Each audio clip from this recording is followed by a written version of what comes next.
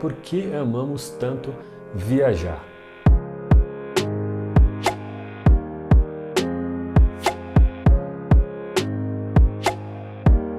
Eu procurei essa palavra no Google e descobri que dá origem no latim viaticum.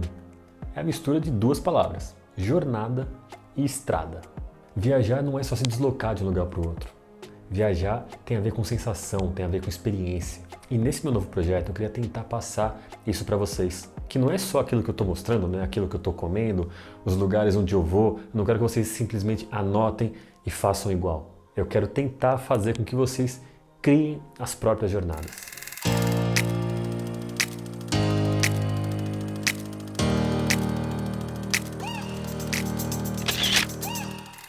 A ideia de fazer essa viagem veio lá em 2021, no auge da pandemia, quando ninguém podia sair de casa, ninguém podia fazer absolutamente nada, mas podia sonhar.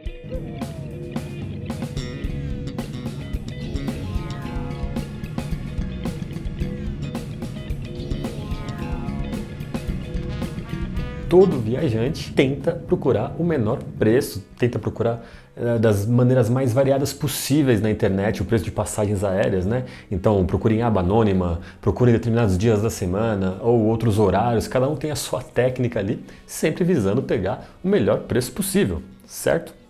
E foi aí que eu encontrei as passagens no menor preço possível ali dentro da época que eu queria viajar pela companhia Air Europa. Peraí, se eu tenho que obrigatoriamente ir para Madrid, por que então eu não coloco Madrid também no meu roteiro?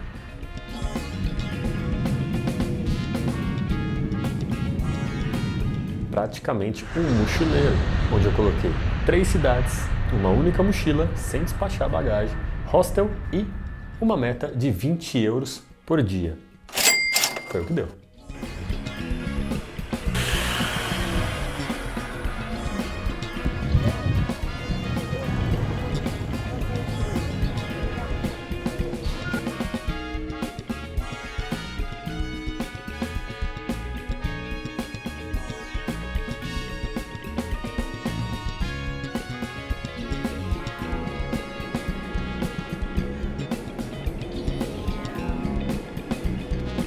Quando eu fiz o planejamento dessa viagem, eu coloquei uma logística que visava ganhar tempo e economizar dinheiro.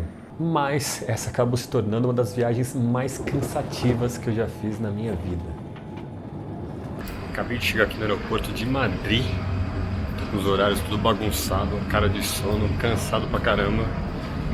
E esperei amanhecer aqui pra poder sair e procurar o hotel. E ainda fazer uma hora pela cidade, né? Vamos ver o que dá.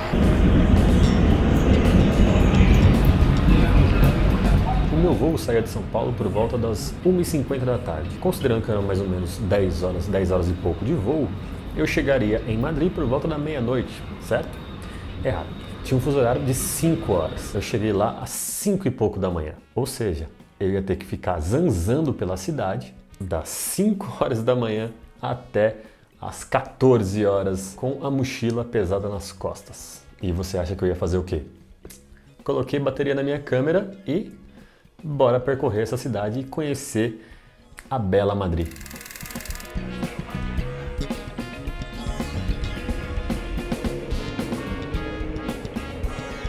Você é louco, bom rolê.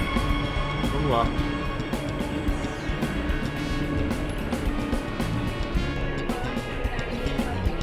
Eu comprei um bilhete turístico que dá direito a 10 viagens e paguei, se eu não me engano, foi 11 euros esse bilhete. E eu consegui andar por praticamente todos os dias que eu fiquei na cidade. Eu só tive que repor no último dia quando eu estava indo para o aeroporto, porque tem uma taxinha extra ali que você paga para você acessar a estação do aeroporto. Mas eu fiquei 4 dias em Madrid e consegui me deslocar muito bem, pagando esses 11 euros aí praticamente.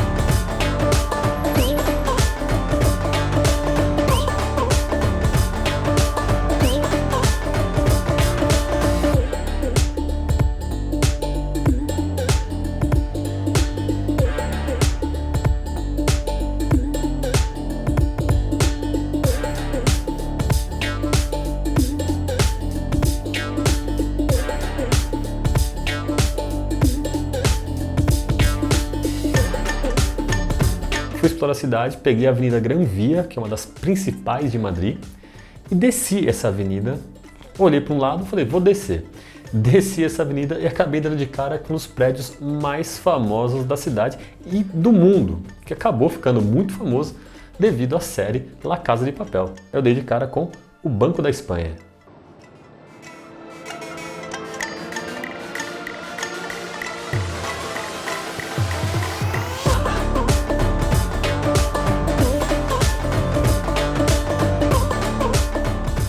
O Banco da Espanha foi criado em 1782 e hoje também atua como um Banco Central Europeu. Mas esse prédio bonito, suntuoso prédio, praticamente um palácio, foi construído só em 1890.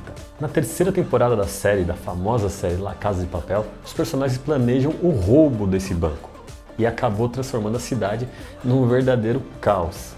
E aí, essa fachada do banco ficou mundialmente conhecida, acho que talvez um dos lugares mais fotografados de Madrid pelos fãs do seriado.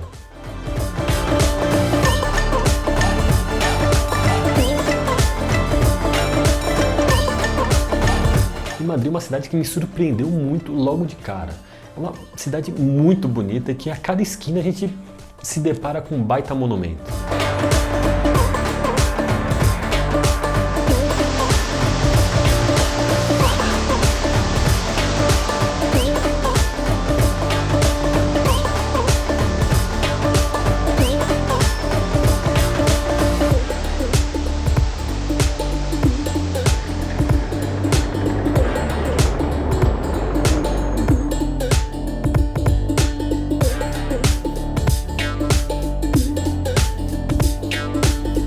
E eu continuei descendo a famosa Avenida Gran Via e, como eu falei, a gente vai descobrindo as coisas ali. Cada lugar que você olha tem um monumento, uma estátua, um prédio bonito pra caramba. E eu acabei me deparando com um dos parques mais famosos da cidade, que é o Parque do Retiro, ou os Jardins do Retiro de Madrid.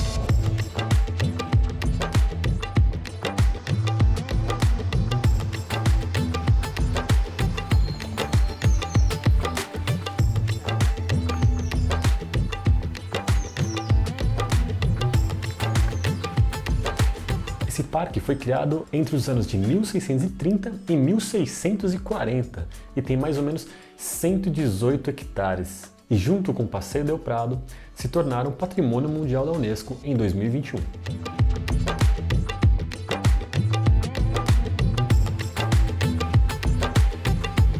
E dentro desse parque é onde fica localizado o famoso Museu Reina Sofia.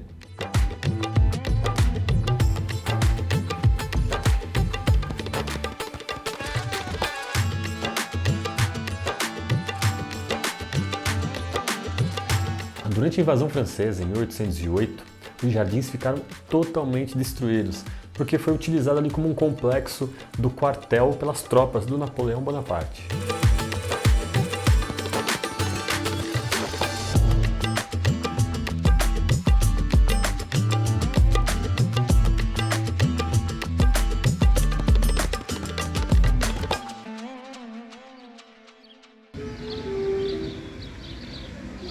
Aí quando bate aquele cansaço, a gente escolhe um lugarzinho bacana para descansar aqui, ó.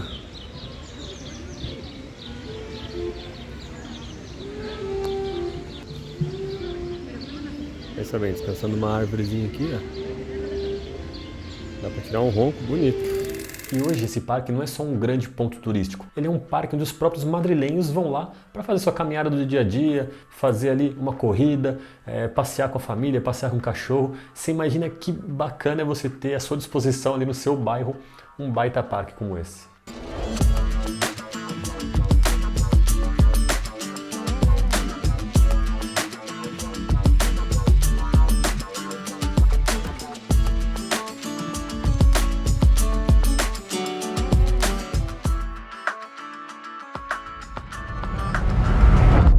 Madrid também já teve seus dias ruins. Foi marcado por muito sofrimento, um passado praticamente sombrio. Em 17 de julho de 1936, começou a Revolução Espanhola.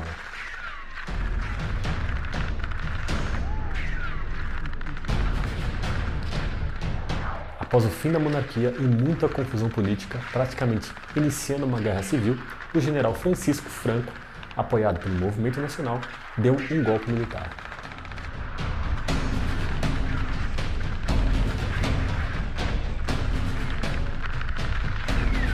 Foi uma guerra que durou mais de 3 anos e matou 500 mil pessoas.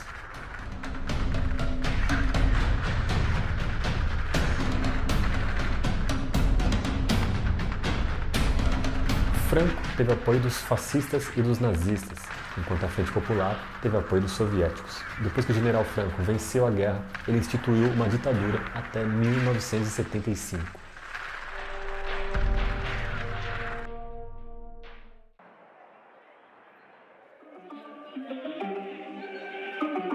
E para quem quer economizar e comer bastante, sim, eu descobri um restaurante por quilo em Madrid, coisa que eu achava que era só coisa do Brasil, mas eu descobri um restaurante por quilo, muito bom, onde o slogan deles era "Como que você puder por 9 euros". Eu achei perfeito pela fome que eu estava.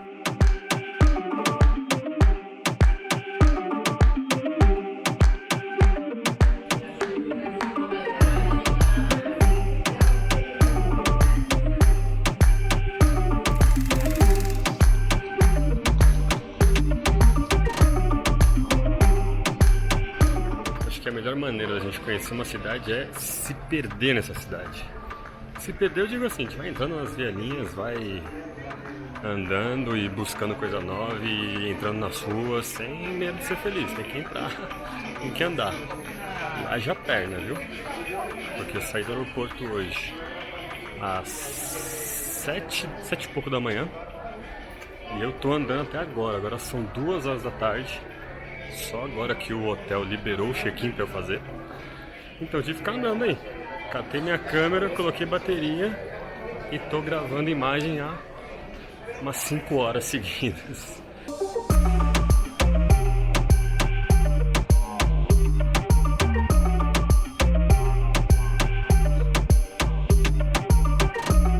Eu tô agora procurando a rua do meu hotel.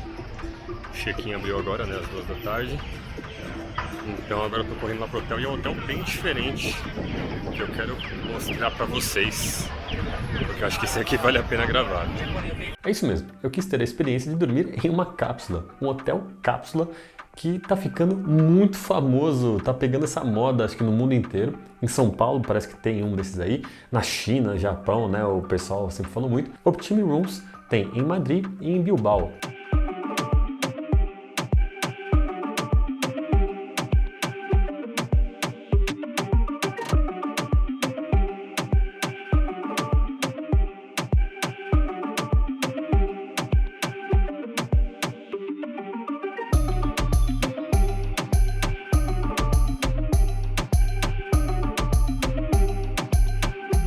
Bom, a cápsula é apertada, parece que a gente está num filme de ficção científica, mas tem espaço ali para você colocar sua mochila, tal, abrir os braços, ficar sentado, isso a gente até consegue fazer. Tem ar-condicionado, tem televisão, tem neon para tudo que é lado, e eu achei bem interessante isso.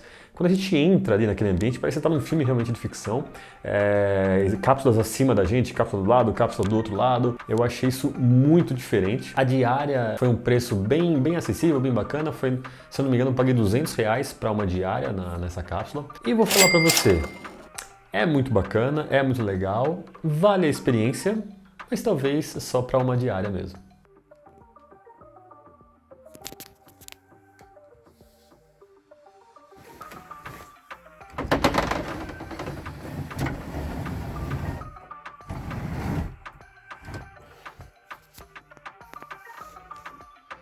É isso aí, galera. Hoje eu vou dormir numa cápsula. Meu Deus do céu, será que eu vou caber aqui? Essa minha mochila já tomou metade do espaço.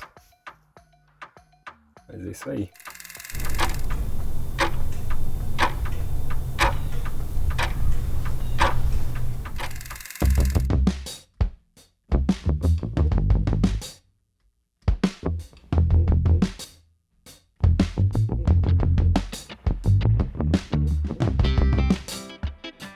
de frente dessa bela praça, eu vi um restaurantezinho ali com uma cara muito bacana, onde vendiam as famosas tapas, que nada mais é do que porções e petiscos. E apesar de eu ser magrelo, o que eu mais gosto de fazer em viagem é justamente comer. É comer bem. Mesmo que o orçamento está apertado, se a gente comer bem, a gente nunca vai se arrepender. E sem contar que as comidas dos locais que a gente passa, né, países diferentes, cidades diferentes, representam muito, né, sobre a cultura local, falam muito sobre o próprio país ou a própria cidade que a gente está.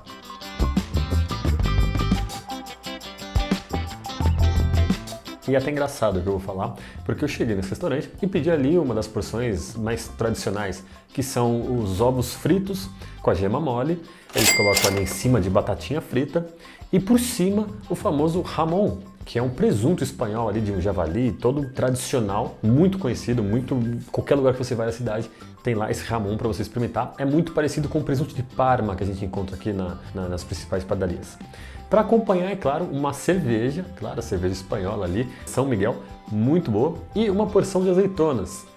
E cara, que azeitonas deliciosas! Eu nunca comi azeitonas tão boas como em Madrid. Eu não sei o que tem de diferente. Eu até perguntei pro cara, falei, cara, mas tem algum recheio, tem alguma coisa? Ele falou, não, é azeitona, só azeitona. E eu não sei, mas foi talvez o ponto alto da minha viagem por Madrid, foi comer essa comida que é simples, teoricamente, né? Ovo, batata e esse presunto. E eu me senti tão bem, eu falei, cara, que da hora. Sabe quando você degusta e você fala, a cada mordida, a cada gole que eu dava na cerveja, e tava tudo tão bom, tudo harmonizando perfeitamente.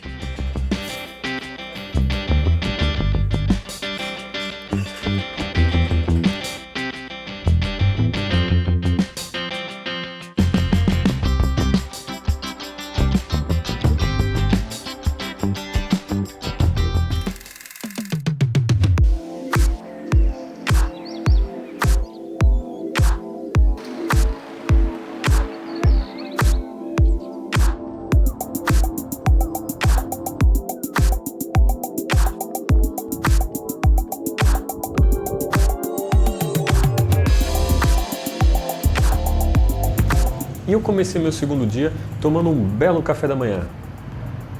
Não foi nenhum café da manhã colonial, foi um cappuccino do mercado com um pacotinho de biscoito. Mas isso é uma coisa muito bacana que eu achei de Madrid. Nos mercados lá vende muita coisa pronta, sabe? Bebidas prontas e tal. E tinha um cappuccino que eu fiquei viciado nesse cappuccino. E é claro, quando a gente faz nosso balanço financeiro, tendo que cumprir uma meta de mais ou menos 20 euros por dia, se eu gastasse mais no meu almoço ou mais no meu jantar, eu tinha que sacrificar o café da manhã. Indo no mercado, pegando ali um cappuccino de uns 300 ml, um croissant e um pacote de biscoito, saía por volta de 4 euros. Então, era um valor bem razoável.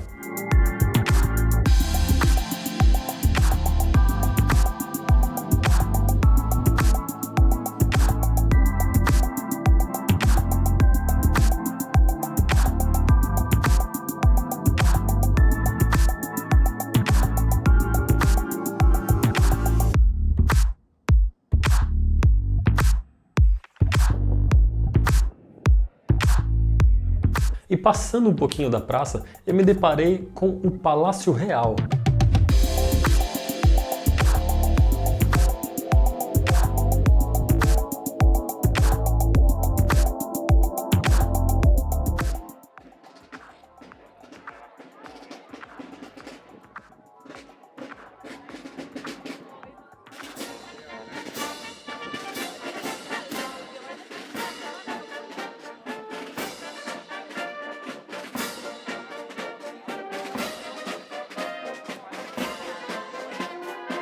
E o Palácio Real de Madrid é a residência oficial do rei da Espanha. Um palácio com mais de 135 mil metros quadrados e 4.318 quartos.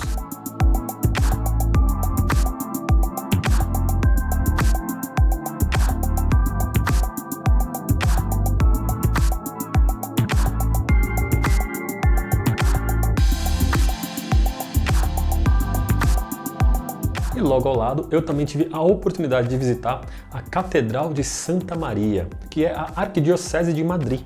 Essa catedral tem mais de 102 metros de comprimento e 73 metros de altura.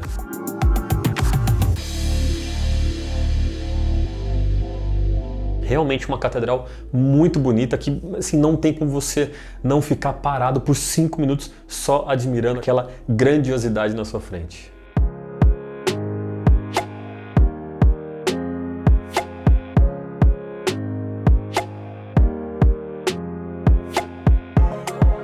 A entrada nessa catedral é gratuita.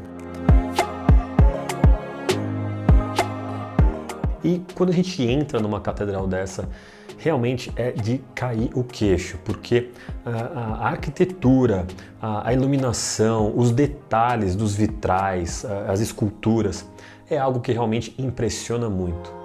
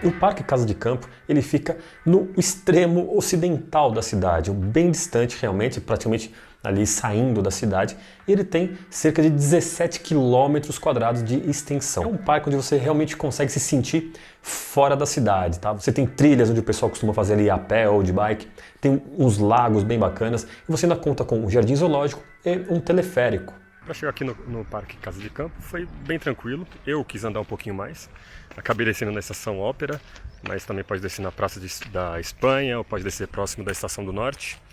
E vim andando da onde eu desci da Estação Ópera, como eu passei no Palácio Real, passei na Igreja de Santa Maria, depois eu desci a pé a Praça da Espanha e vim descendo reto, sentido a saída da cidade, e ali já vai estar as indicações, né, do Parque Casa de Campo. Então é bem tranquilo, um pouco mais afastado da cidade, mas eu acho que vale muito a pena para curtir um pouquinho desse visual aqui de mais natural, vamos dizer assim, muitas árvores, mato, cheirinho de mato.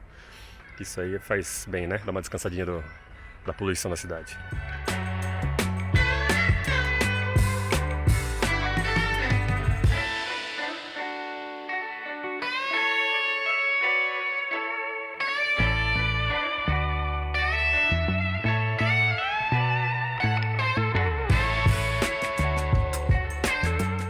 Somzinho de passarinho, somzinho dos bichos, um monte de árvores diferentes, plantas, tudo muito bonito, tudo ajeitadinho. Porém a gente está grudado na cidade, a gente está dentro da cidade praticamente.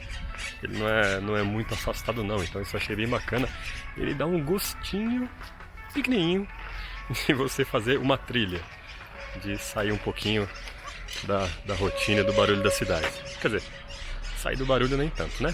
Acabamos de ouvir um caminhão passando ali, tem trem, a galera gritando, mas ainda assim a gente tem aquela pequena sensação de estar mais tranquilo, de estar no meio da natureza.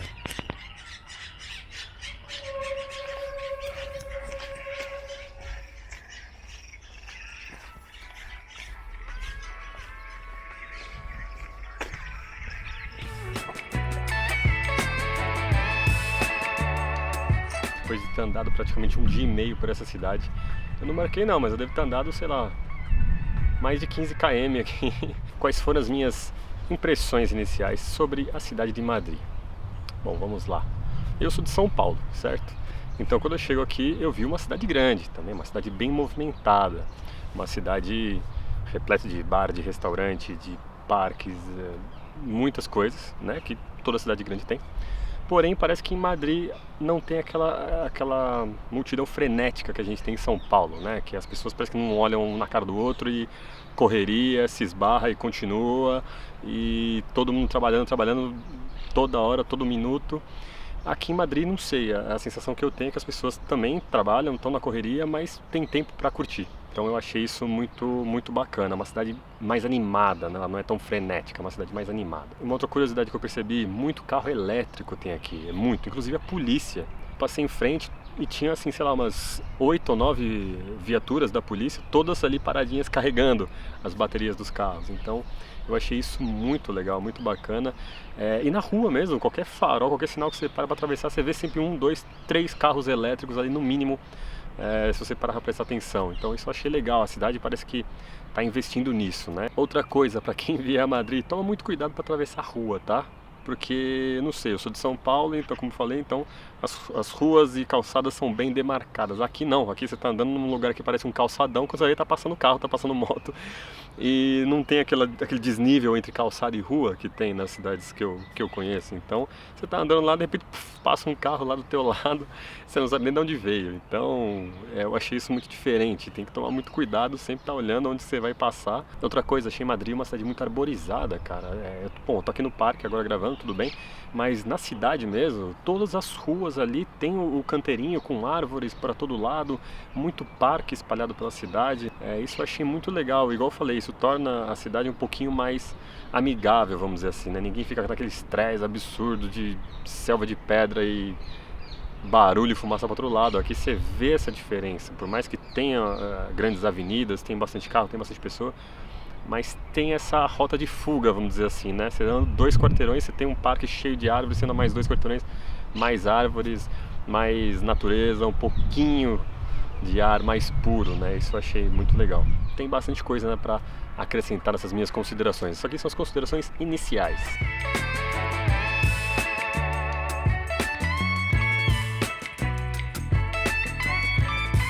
Agora eu vou voltar para a cidade e procurar o meu segundo hotel.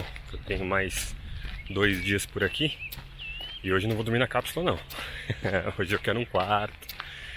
Quero um quarto bonitinho para deixar minhas coisas tudo esparramadas lá. E eu quero voltar agora para deixar essa mochila, que para variar tá um peso de um Fusca. E eu acho que eu nunca consigo acertar o peso da mochila, né? Tô sempre carregando uma pessoa nas minhas costas aqui. Então bora lá.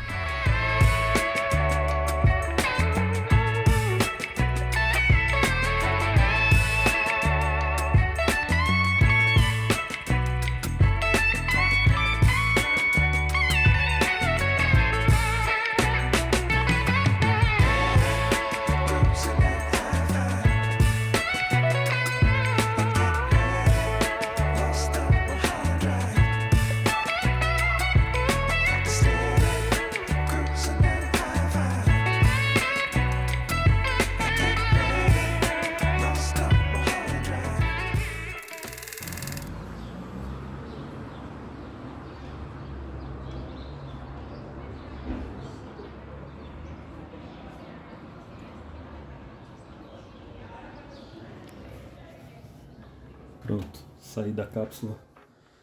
Agora estou no hotel de gente grande. Uma caminha.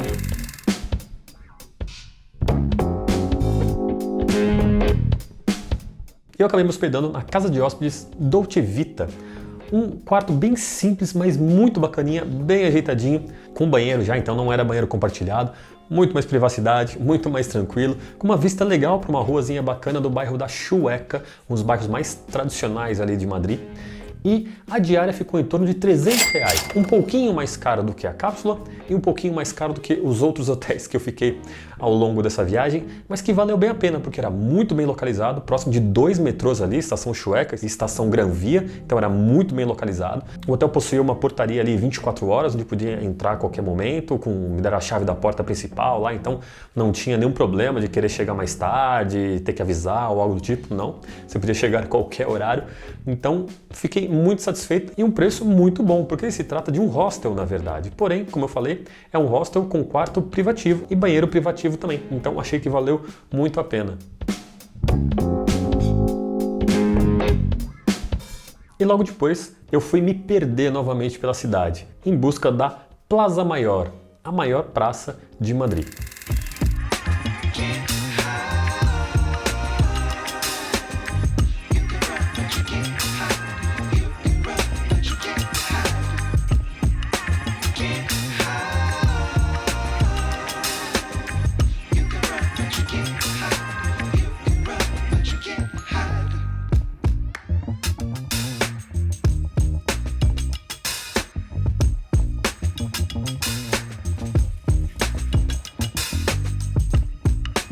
A Plaza Maior ela é rodeada por edifícios, ela tem cerca de 9 pórticos de entrada ou portas de entrada. Tem mais de 129 metros de comprimento, 94 metros de largura e cerca de 237 varandas distribuídas por toda a praça.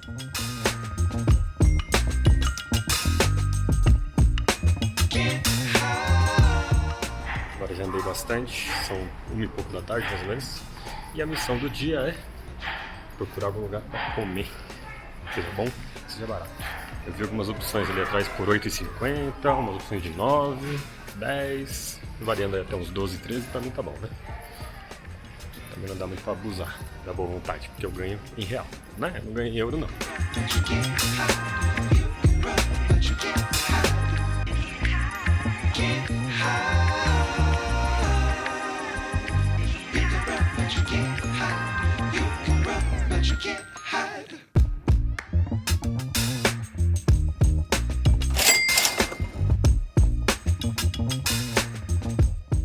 E eu não podia deixar de experimentar a famosa paella, ou paella, dependendo da região que você estiver.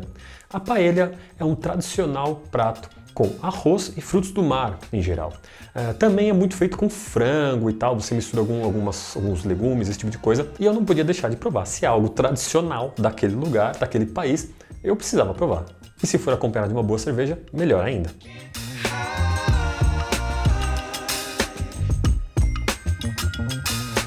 E eu acabei logo depois me deparando com o famoso restaurante Botim, que é o restaurante mais antigo do mundo, segundo o livro dos recordes. Ele foi fundado em 1725. Cara, é antigo demais. E dessa vez, como eu tinha acabado de fazer a minha refeição, eu acabei ficando somente na porta mesmo desse restaurante, mas está na minha lista para fazer a refeição nesse lugar que é histórico.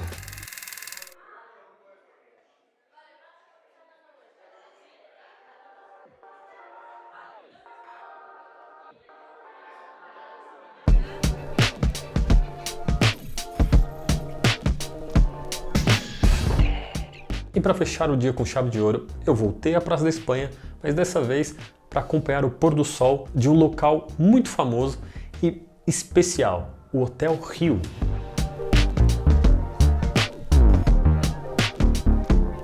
O hotel tem 27 andares, mais de 117 metros de altura e foi inaugurado em 1953 dentro do Edifício Espanha, que é um dos maiores prédios da cidade.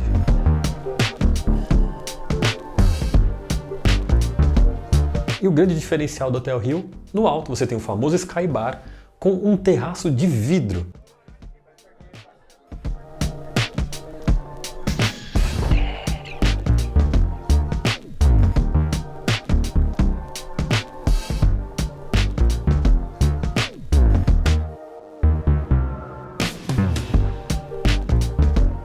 E olha, eu não tenho medo de altura, mas andar naquele terraço de vidro e olhar a mais de 117 metros de altura, cara, deu um certo frio na barriga.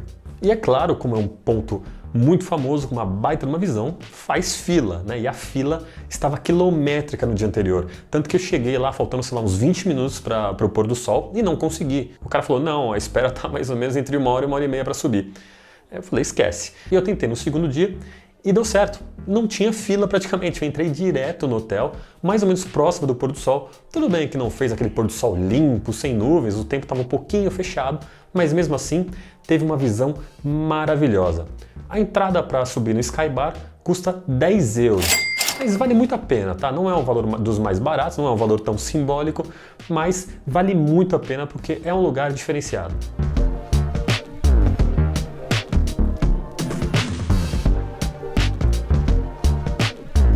Fala se não é um local especial para terminar um dia.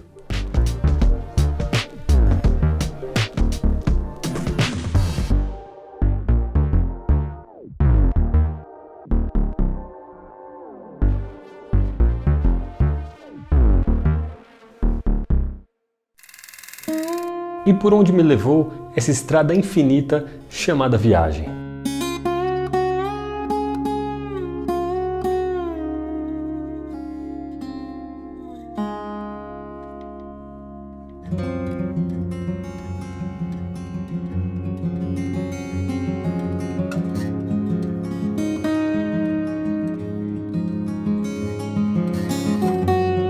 Dessa vez eu estava na Espanha, mas as experiências são iguais em qualquer lugar do mundo, seja no mercado tradicional espanhol, turco, italiano, francês, chinês, não importa. O turista, o viajante ou o morador local vão estar lá aproveitando da mesma forma. Conhecer algo novo faz parte da natureza do ser humano, seja viajando pelo próprio país, seja pelo mundo. Mostra que a gente precisa estar em movimento, nada é estático nesse mundo. Viajar me fez perceber que na Europa, por exemplo, existem muitas coisas de fato melhores do que o Brasil. Coisas que precisam melhorar na minha cidade, esse tipo de coisa, mas também me fez perceber o contrário, me fez valorizar muito mais o meu país e entender que certas coisas o Brasil tem sim muito melhor do que em qualquer lugar do mundo. E essa é a magia de viajar, faz com que a gente abra a cabeça para entender e descobrir e aí sim poder comparar de fato aquilo que é bom e aquilo que é ruim, aquilo que pode melhorar, aquilo que já é muito bom e a gente não dá valor. A gente precisa olhar de fora para conseguir ter uma visão melhor e entender que existem diferenças em todos os lugares e que dentro dessas diferenças todo mundo pode viver. Bom, muito ao contrário do que o mercado de São Miguel, o mercado de La Cebada é muito mais tranquilo. Aparentemente não é um mercado turístico. É para os moradores locais aqui mesmo virem fazer as compras, comprar carne, peixe, tem muita coisa disso, né? Fruta, carne, peixe, esse tipo de coisa. Bem mais tranquilo, tem um cafezinho ali também, uma cervejinha para quem quiser, vinhos, queijos, esse tipo de coisa. Mas é como se fosse um mercado municipal lá em São Paulo, por exemplo, né? Então é para a galera mais local e muito menos gente, dá para andar tranquilamente lá. Nessa viagem eu pude acompanhar um pouquinho da sensação estar em volta de um estádio durante um grande jogo de futebol e ver que existiam torcedores ali das duas torcidas rivais andando ali um do lado do outro, cantando suas músicas, os seus hinos e tal, e sem nenhum tipo de confusão. Eu não consegui entrar no estádio, infelizmente, porque eu não sabia que ia ter esse jogo. Então, os jogos na Europa você tem que conseguir assim com uma antecedência muito grande. Não tem venda de ingressos no dia, principalmente no jogo de Champions League. Então não tinha como eu conseguir o ingresso, mas eu consegui ter essa sensação muito bacana de sentir essa vibe do que é um grande clássico do futebol mundial.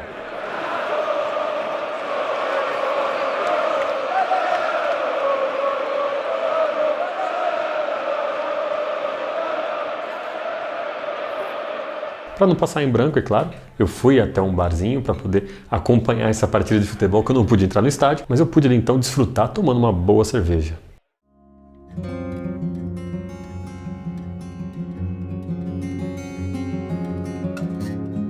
Viajar faz com que a gente tenha o poder de entrar em contos imaginários de livros, como eu me senti indo visitar a cidade do grande Dom Quixote e seu fiel escudeiro Sancho Panza, do famoso livro de Miguel de Cervantes.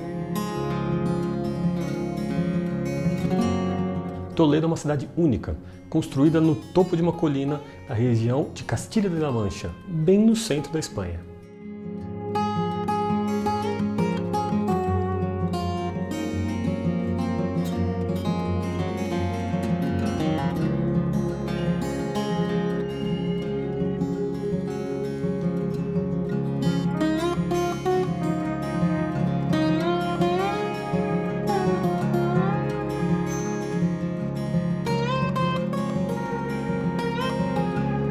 A cidade de Toledo é muito antiga. Existem vestígios ali que foram encontrados que remetem a muito antes de Cristo, para você ter uma ideia. A parte mais antiga foi construída no topo e aí a cidade foi crescendo para baixo. E apesar da gente estar na Espanha, o rio que corta a cidade é o famoso Rio Tejo, que vai lá até a cidade de Lisboa, em Portugal. Tem um lugarzinho firmeza aqui para descansar um pouco, hein? Ó. Na beira do rio.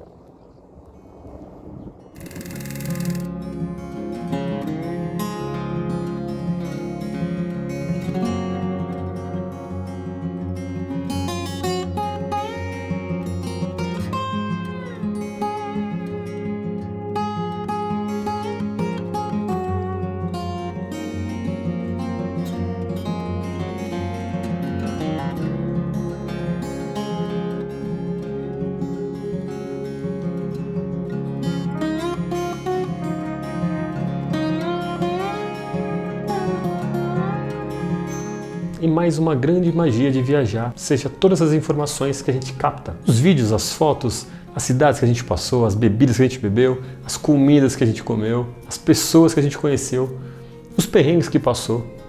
Tudo isso, esse grande mix de informações, tornam a nossa experiência única. Isso faz com que a gente se torne pessoas únicas, nem melhores e nem piores.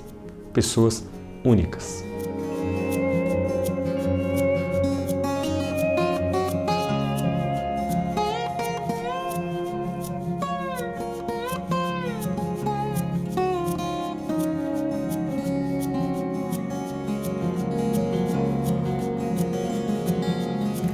E depois de mais ou menos 8 horas de viagem de ônibus, eu cruzei a fronteira da Espanha com Portugal e cheguei até a cidade de Porto.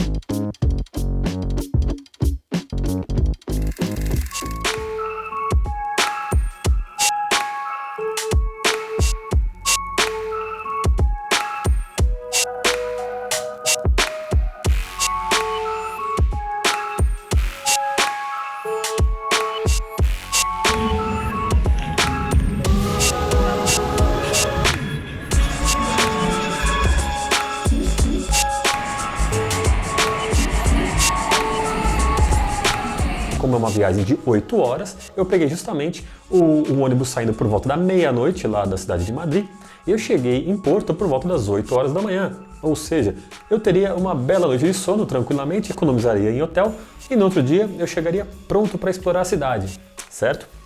Errado. Eu não consegui dormir absolutamente nada nessa viagem de ônibus.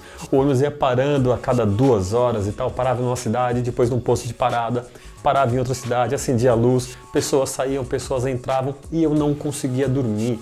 Quando eu cheguei em Porto, eu estava muito cansado, com muito sono.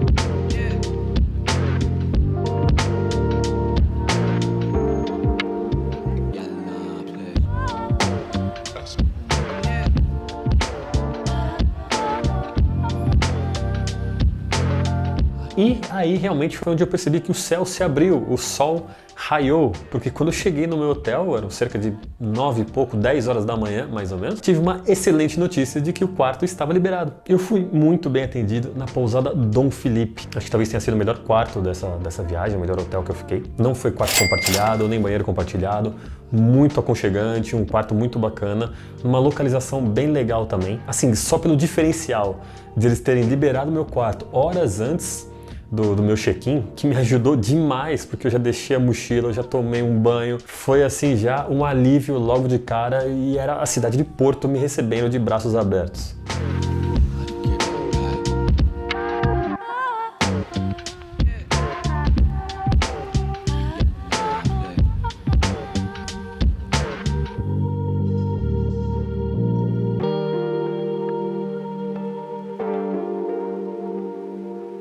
O hotel ficava muito próximo de uma rua bem famosa de grande movimento, que é a Rua Santa Catarina. E logo que a gente adentra essa rua, que é uma rua bem popular, cheia de restaurantes, cheia de comércio, uma rua muito agradável de passear, uma retona bem grande, eu já me deparei com um dos pontos que eu havia anotado ali que eu gostaria de conhecer, que era o famoso Café Majestic.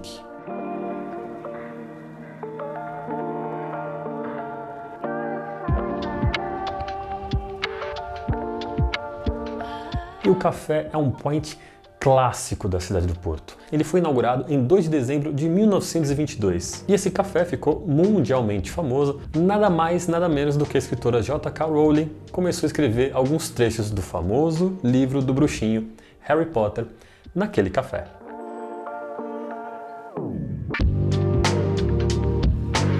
E é impressionante, assim, quando a gente entra, a gente passou da porta para dentro daquele café, é como se realmente a gente tivesse voltado no tempo, voltado para a década de 20, década de 30. O estilo do café, o modo como os garçons trazem a comida e servem a comida, é todo um serviço diferenciado. Os lustres, as paredes, cara, assim, é algo realmente impressionante. Os detalhes, a riqueza de detalhes e de certa maneira um luxo que você vê que está espalhado por todo o café. E não é à toa que desde a década de 90 o café tem recebido diversos prêmios por qualidade e atendimento.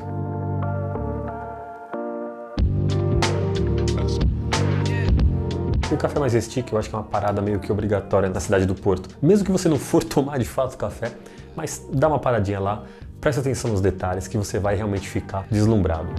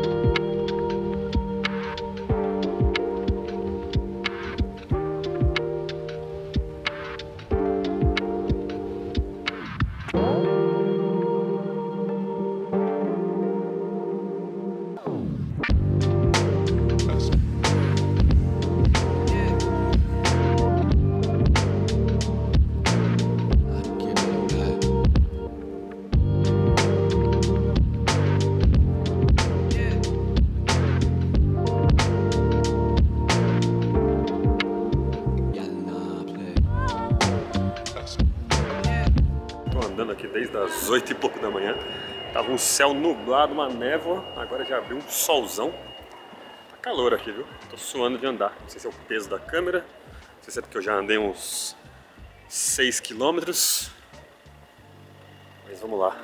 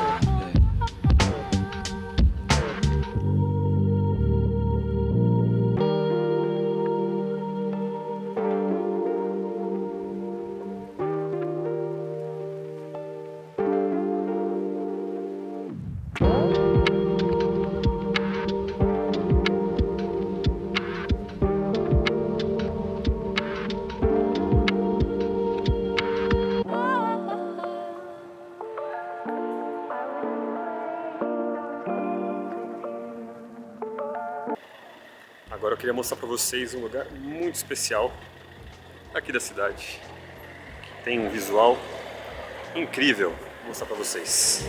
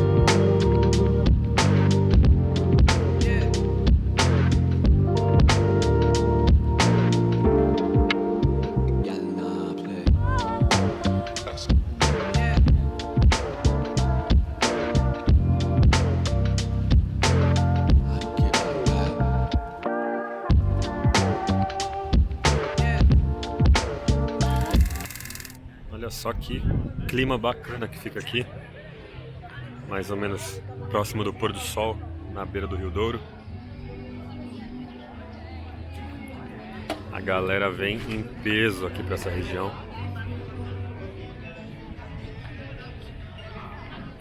Tem muito comércio, mercado, cerveja, comida, essas coisas aí pro pessoal comprar, música.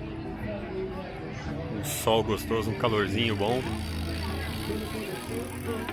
Mas eu não podia me acomodar tanto assim. Com um visual tão bacana quanto aquele, com um rio maravilhoso na minha frente, eu tinha que fazer um passeio de barco. E eu fiz o passeio de barco pela empresa Cruzeiros Douro, que oferece esse passeio incrível para conhecer as 6 pontes de Porto.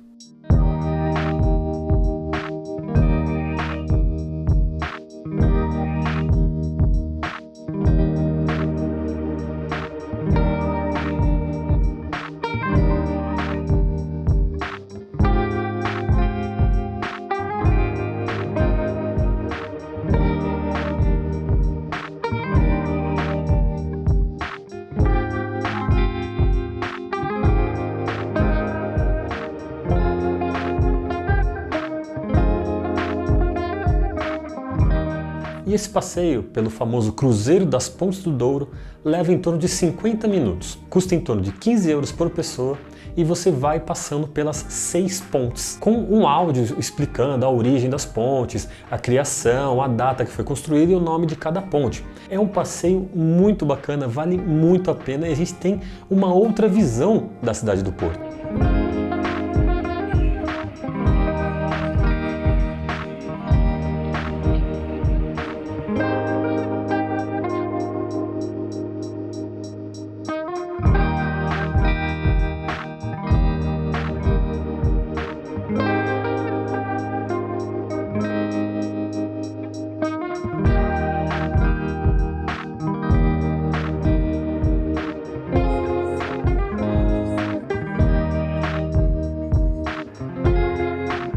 E fazer esse passeio com a empresa Cruzeiros Douro te dá uma outra visão da cidade do Porto. Porque agora a gente está pelo barco, e um barco tradicional, que é chamado de barco rabelo, que isso ainda torna a viagem mais interessante ainda. Então acho que é mais um passeio aí obrigatório você fazer na cidade do Porto. Vai te mostrar um ângulo aí completamente diferente e ainda com uma empresa muito bacana, que é a Cruzeiros Douro, que proporciona para você durante o passeio o guia em 3 idiomas, em todos os trechos, contando toda a história da cidade e das principais estruturas ao redor do rio. O barco não balança tanto, quem tem medo aí ou quem fica enjoado pode ficar tranquilo, porque não balança muito, é um passeio extremamente agradável de se fazer.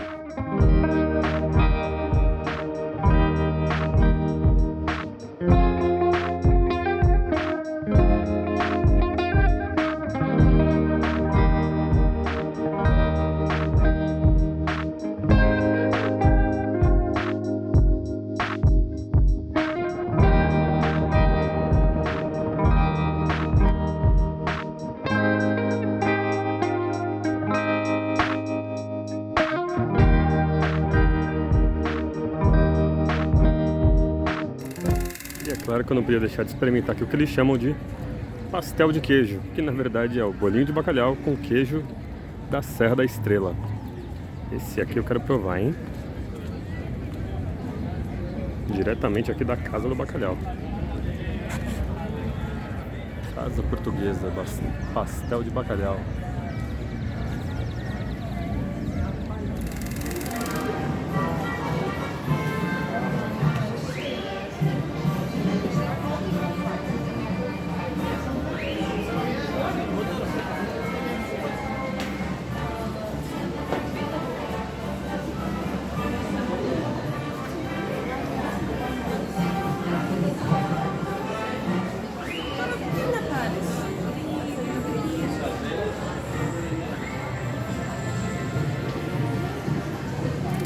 Bom, agora eu vou subir lá pra parte alta e eu quero ver se eu consigo subir, porque pra descer até que foi tranquilo, agora pra subir, meu amigo, tava lá em cima ainda que eu tava descendo, a galera já tava morta ali na metade do caminho. Eu falei, meu, eu quero ver na hora que for precisar subir isso aí.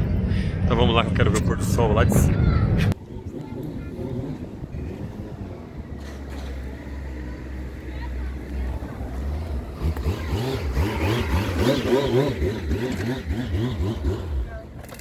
E agora que a luz está ficando perfeita para tirar uma foto, eu tenho 2% de bateria só em uma câmera. Então vamos ver o que a gente consegue fazer. Vou correr aqui. Deve ter aí talvez uns 20 minutos pro pôr do sol. 20 minutos melhor, porque tá anoitecendo bem tarde aqui. São 7 e pouco da noite, ainda está relativamente claro. Vamos ver o que dá pra gente fazer. Eu nunca vi um pôr do sol ser tratado como um evento na cidade. Foi a primeira vez na minha vida. E na cidade do Porto, realmente, o pôr do sol é um evento. A cidade parecia que tinha parado para ver o pôr do sol. A galera se junta ali no Jardim do Morro ou na Ponte Dom Luiz e fica todo mundo ali na expectativa de ver o pôr do sol. O sol vai caindo ali bem no caminho do rio. Eu acho que nenhuma cidade que eu fui na minha vida eu vi um momento tão bacana. Então a galera que tá ali no Jardim do Morro ou na ponte, eles levam coisas para fazer um piquenique, leva bebida, leva comida, vai grupos de pessoas, casais, pessoas sozinhas. Todo mundo com câmera e todo mundo com celular ali só esperando o grande momento do pôr do sol, que é realmente algo fantástico.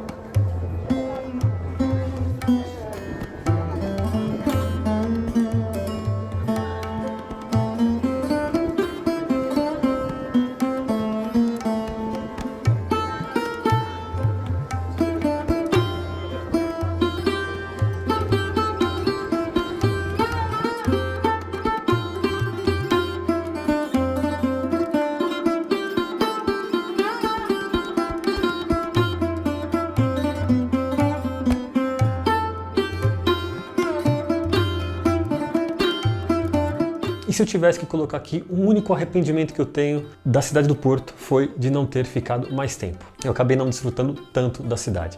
Então, se eu puder passar um conselho para vocês, fiquem pelo menos 3 dias na cidade do Porto, ou em qualquer cidade que vocês forem ficar. Vai fazer uma viagem, no mínimo 3 dias em uma cidade, não dá para ficar menos, porque a gente acaba não conseguindo sentir de fato aquela vibração boa que a cidade tem a oferecer. E Porto é uma dessas cidades. Depois de explorar bastante a cidade durante o dia, um pôr do sol maravilhoso, eu vou agora sair para uma sessão de fotos noturna. Vamos ver o que dá, hein? A ponte vai ficar bem muito iluminada, vamos lá ver.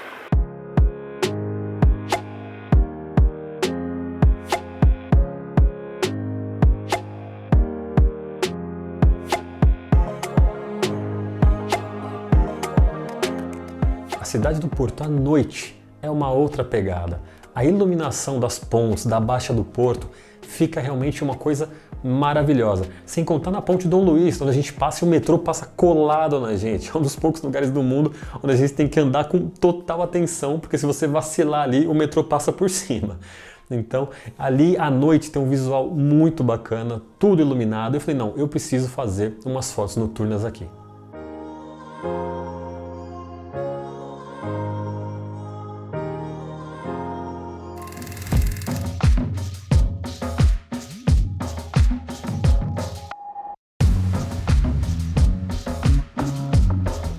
E após passar 2 belos dias na cidade do Porto, chegou a hora de descer um pouquinho e desbravar a capital lusitana, Lisboa.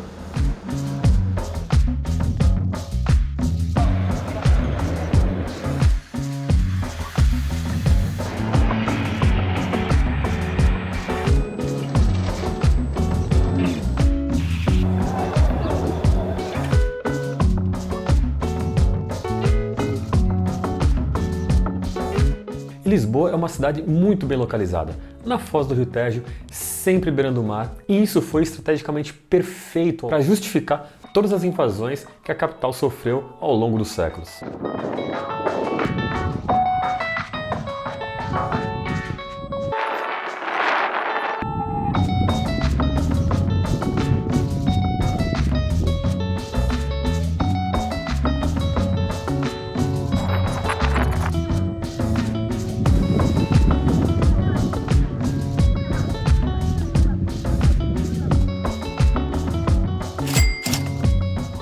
Portugal ainda é um dos únicos lugares do mundo onde se pode comer um belo prato de bacalhau por menos de 10 euros.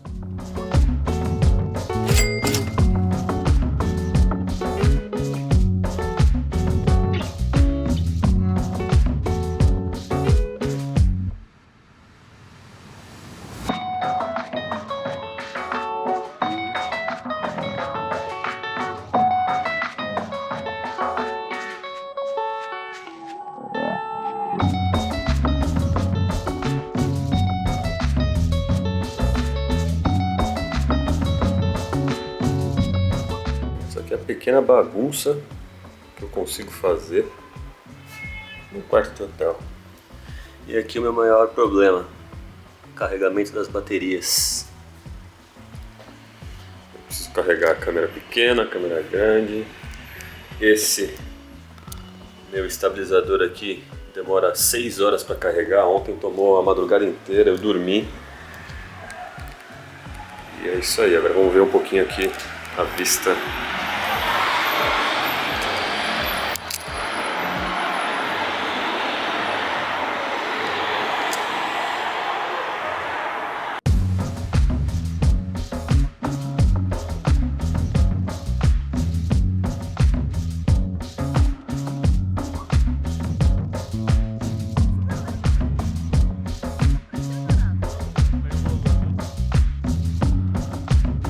O valor para se hospedar na cidade de Lisboa é mais ou menos parecido com Madrid e Porto. As diárias giram em torno de 200 a 250 reais, é claro, contando que seja um hostel. Hostel com quarto privativo, tá? Em nenhum dos hotéis que eu fiquei foi quarto compartilhado, todos foram quartos privativos e 2 foram com banheiros compartilhados. E não tem como falar de Lisboa e Portugal sem falar, é claro, da época dos descobrimentos, né?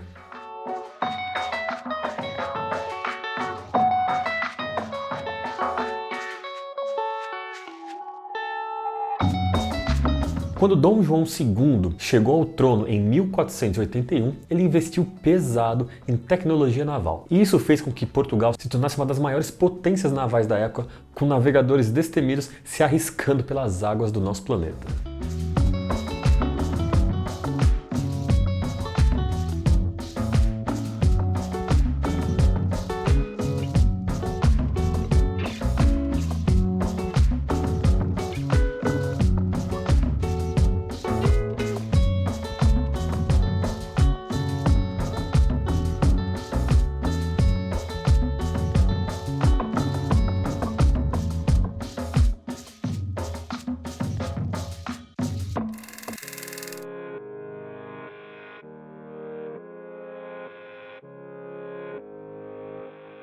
E acho que logo quando a gente chega em Lisboa, sendo a primeira vez na cidade ou não, Acho que o caminho já leva a gente em direção ao Terreiro do Paço, um ponto de encontro das pessoas, tanto dos moradores e também dos turistas, porque a praça fica lotada pela vista maravilhosa que ela proporciona.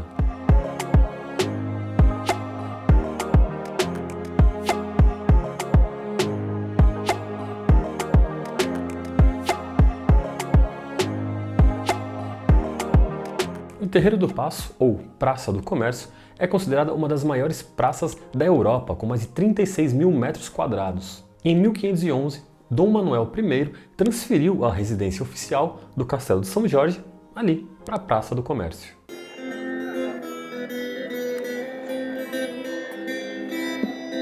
E ali, andando pela Praça do Comércio, o Terreiro do Paço, em direção ao Cais do Sodré, ao Fama, a gente realmente vê como funciona o movimento da cidade, né? Consegue ver os bondinhos passando, a galera ali tirando foto, passeando, muitos moradores locais, muitos turistas, todos admirando aquela região maravilhosa, com uma bela vista para outra região, né, de Almada, do outro lado da ponte. Então, ali é onde a galera se concentra para tomar um sol, para curtir a vista ou simplesmente para bater papo e explorar um pouquinho mais a cidade. Mas nem sempre Lisboa teve esse clima calmo. Em 1755 ocorreu o pior terremoto da história da cidade. E não foi só um terremoto. A cidade no mesmo dia sofreu um tsunami, um terremoto e um incêndio devastador que mudou para sempre a cara da cidade. Considerado um dos piores terremotos da história, e claro, da cidade de Lisboa, com um grau de 8,7 a 9 na escala Richter, para você ter uma ideia da potência desse terremoto, e ainda gerou o tsunami com ondas de cerca de 20 metros de altura, segundo relatos da época. Nunca uma capital da Europa sofreu um terremoto ou um desastre natural tão impactante quanto esse. O terremoto ocorreu no dia de Todos os Santos, dia 1º de novembro de 1755, quando justamente a maioria das pessoas estavam ali nas igrejas, rezando, fazendo as orações e aí participando deste evento sagrado.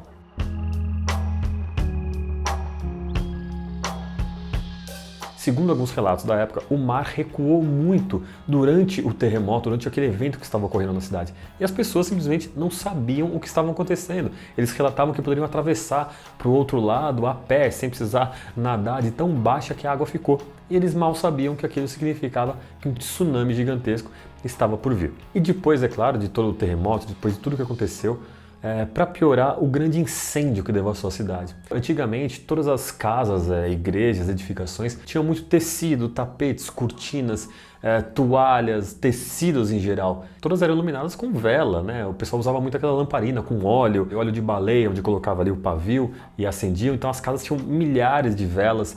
E aquilo, é claro, era uma bomba relógio, né? Mais cedo ou mais tarde ia dar problema e de fato ocorreu. Com terremoto, tsunami, incêndio, a cidade virou uma catástrofe geral. Pouquíssimas edificações ficaram de pé após esse dia e a cidade teve que ser praticamente inteira reconstruída.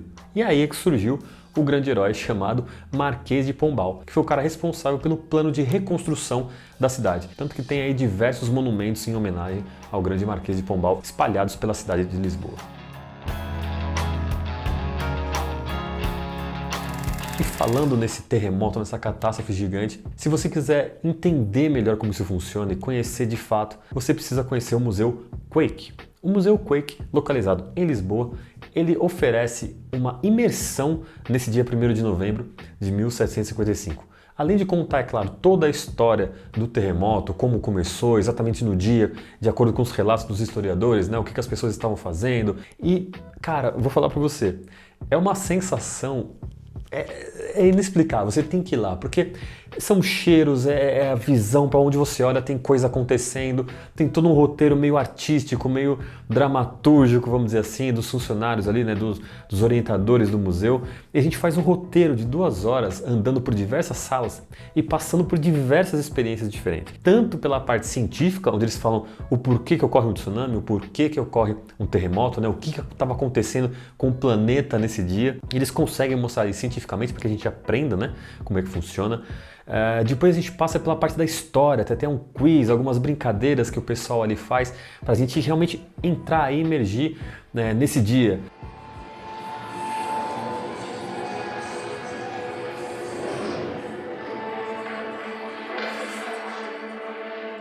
E nesse roteiro de mais ou menos 1h30, 2 horas, passando por todas as salas do museu, inclusive com salas onde simulam um terremoto, e realmente dá uma sensação bem diferente, cara. Você está no terremoto, começa a vibrar tudo, começa a mexer tudo, é bem diferente, é uma experiência muito bacana. O negócio treme tudo, mano. Você é louco.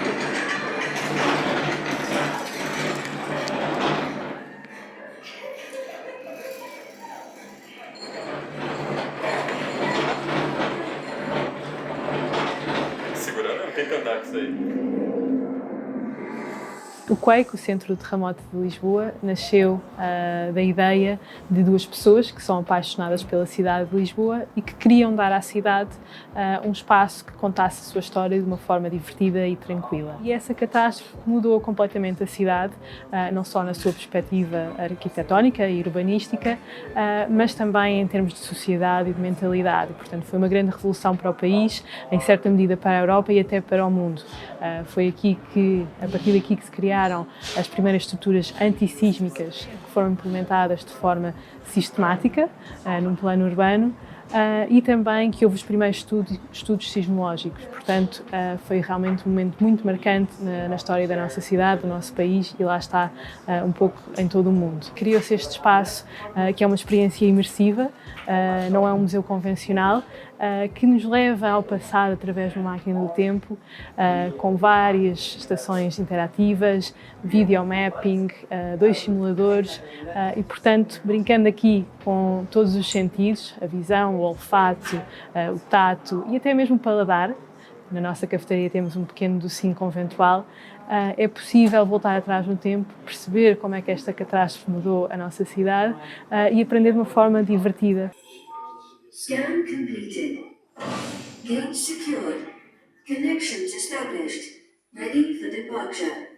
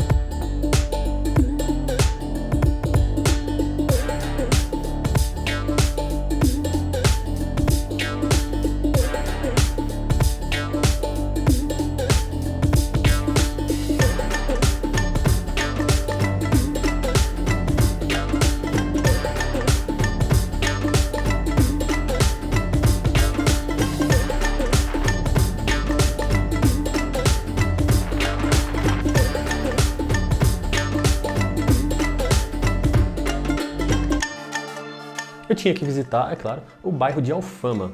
Alfama é um dos bairros mais famosos e tradicionais e talvez um dos mais antigos da cidade de Lisboa.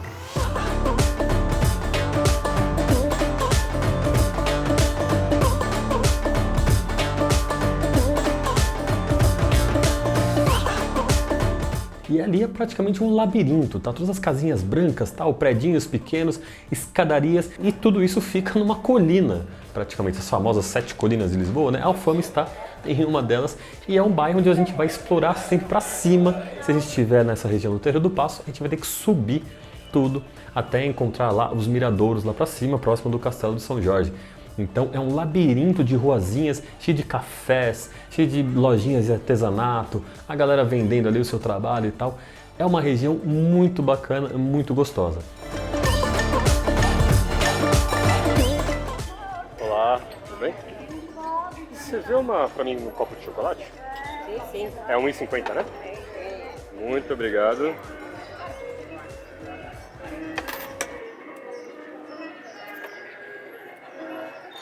Claro que eu não podia deixar de provar a ginginha no copo de chocolate, né? Acabei de comprar ali das duas senhorinhas. O negócio é muito bom. vocês. É meio que um point obrigatório para quem vem para Lisboa, é claro. Bairro da Alfama e a ginginha no copo de chocolate. Né? Isso aí não pode faltar em nenhum roteiro, não.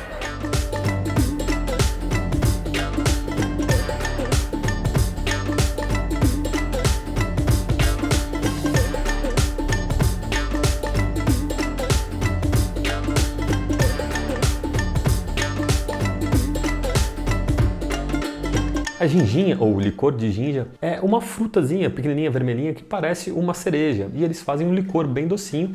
Tem um teor de álcool ali um pouquinho elevado, mas é muito bom. E o pessoal tem esse costume de tomar ela num copinho feito com chocolate. E é muito bom, vale muito a pena. E ali mesmo, em Alfama, no bairro de Alfama, ainda tem de pé o único, se eu não me engano, o único e último edifício que restou do grande terremoto de 1755.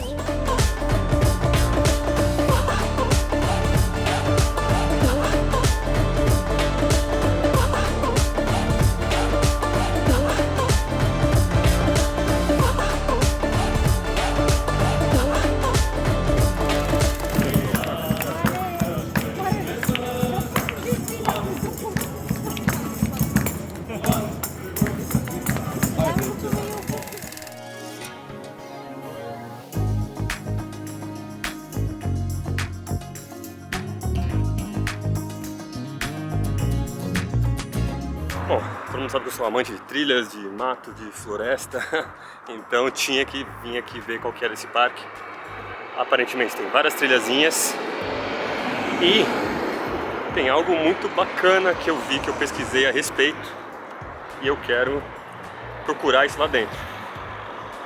Já tô vendo aqui que tem umas trilhas bacanas, tem uma subida ali bacana.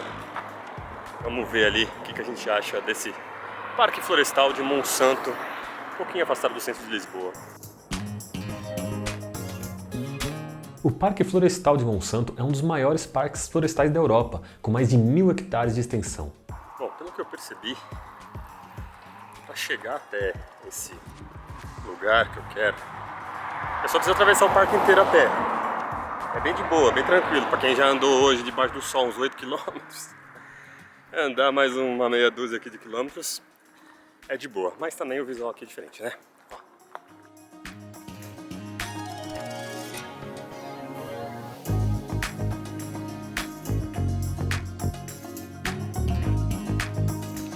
Agora eu vou sair da estrada principal, pegar um atalho aqui para ver se eu chego mais rápido. Nos filmes isso não costuma muito dar certo, não. Né? Sempre que o pessoal pega o atalho nos filmes, a coisa desanda e tudo dá errado. Mas vamos lá, vamos arriscar. Porque eu tô cansado já e eu tenho que voltar tudo depois, né? E eu tô morrendo de fome, ainda não almocei. Louco pra comer um bacalhau de novo. Porque eu tô em Portugal e é obrigação comer um bacalhau em Portugal.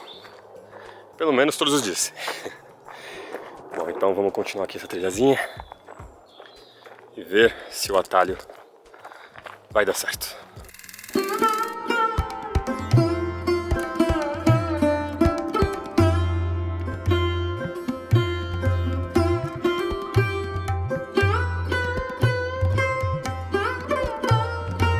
Conhecido como Panorâmico de Monsanto, a ideia inicial era para atender a nata portuguesa ou dos lisboetas, como prefeitos, presidentes e autoridades do próprio país e do mundo. Até algumas celebridades chegaram a conhecer o Panorâmico, como David Bowie, por exemplo. Na década de 80, o Panorâmico se tornou um restaurante por mais ou menos um ano e meio, entre 84 e 85. Após isso, chegou a virar bingo, chegou a virar casa noturna e até mesmo um armazém para materiais de construção. Depois, foi abandonado de vez. Os vídeos foram destruídos, a galera subia lá para curtir essas ruínas urbanas e ele ficou ali abandonado, jogado às traças.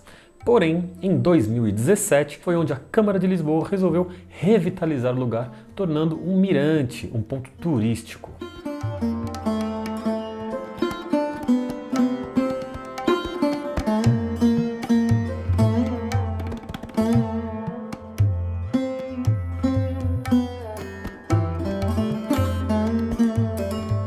E E é um ponto que eu recomendo sim que você vá conhecer, acho que vale muito a pena. É gratuita a entrada. Se você for a pé, se prepare porque você vai pegar uma ladeira bem íngreme, mas pelo que eu vi ali, os motoristas de táxi ou Uber sobem ali por, sei lá, 10 euros, 8 euros, depende da região que você vai estar de Lisboa.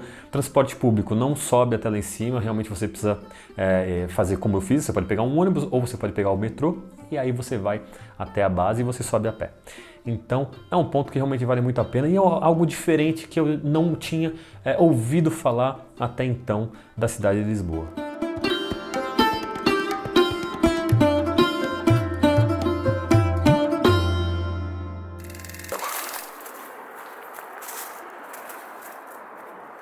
Sobrevivi.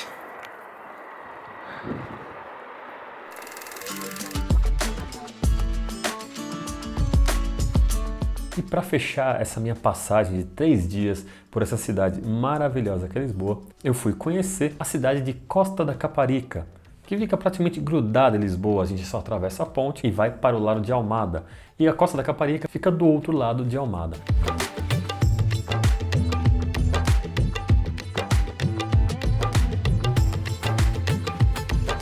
Uma praia maravilhosa, aliás, várias praias maravilhosas, um baita num calçadão, uma vista sensacional, diversos restaurantes ali ao longo todo da orla da praia. Foi assim um privilégio muito, muito grande poder presenciar um pôr do sol daqueles na Costa da Caparica. E eu acho que esse pôr do sol na Costa da Caparica teve um significado ainda um pouquinho maior para mim, porque foi praticamente talvez o último pôr do sol que eu presenciei em terras lusitanas. No dia seguinte, eu já teria que pegar o ônibus de volta para a cidade de Madrid, 8 horas de viagem novamente, somente para pegar o avião de volta para São Paulo.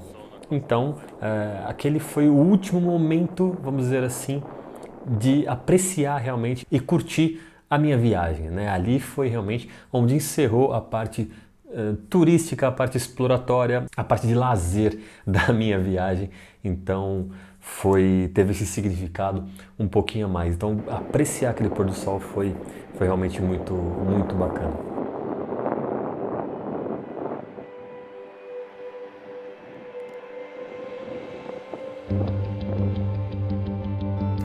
E se eu pudesse fazer uma retrospectiva dessa viagem, conhecer um país novo, a Espanha, que eu não conhecia, né, 2 cidades na Espanha, Madrid, Toledo. Depois conhecer uma outra cidade em Portugal que eu não conhecia ainda, a cidade de Porto. Apreciar também lá o pôr do sol, sensacional, assim. Não tem como explicar um pôr do sol daquele na cidade do Porto. Então esse tipo de coisa que uma viagem dessa proporciona pra gente. A gente tem que começar a abrir um pouquinho mais a nossa cabeça para fazer viagens onde a gente tem o máximo possível de experiências, sem as limitações que a gente mesmo se impõe. Então, como eu falei, a questão do dinheiro, claro, a questão do dinheiro pode ser uma limitação, mas se a gente se planejar direitinho, a gente consegue fazer a viagem que a gente quer, nem que demore um pouco mais, isso não tem problema. O que importa é fazer uma viagem bacana, é proporcionar boas experiências para vocês, porque é isso que a gente vai levar ao longo da vida. A viagem mais importante da minha vida, eu não tenho nenhuma foto. Foi a viagem que talvez eu tenha curtido mais. Eu não tenho nenhuma foto e nenhum vídeo, mas eu tenho exatamente a sensação de estar lá, de ser a primeira viagem de avião que eu fiz na minha vida. Eu tinha mais ou menos 11 anos de idade. Eu lembro exatamente daquela noite de Ano Novo, as pessoas cantando, as músicas, o pessoal dançando, as comidas, a menina mais bonita que eu conhecia na época estava lá do meu lado. Então assim, foram experiências tão bacanas, que estão muito frescas aqui na minha memória e eu não tenho nenhuma foto, eu não tenho nenhum vídeo. Por incrível que pareça, eu trabalho com isso, eu trabalho com foto e vídeo, e desse momento, que talvez seja um dos principais da minha vida, eu não tenho. E falar pra você, eu não sinto tanta falta de não ter uma foto e um vídeo, porque eu tenho isso na minha memória. Então, essa é uma prova de que as experiências da nossa vida valem muito mais, às vezes, do que essa preocupação que a gente tem hoje em dia de querer publicar e compartilhar e mostrar que foi. Talvez não importe tanto isso. É bacana? É uma necessidade humana? É contar e compartilhar. Eu faço isso, então não vou ser hipócrita aqui e falar que não é tão importante. É sim, o ser humano tem essa tendência, mas saibam que talvez não seja a coisa mais importante da sua vida. Então, o mais importante é ter boas experiências.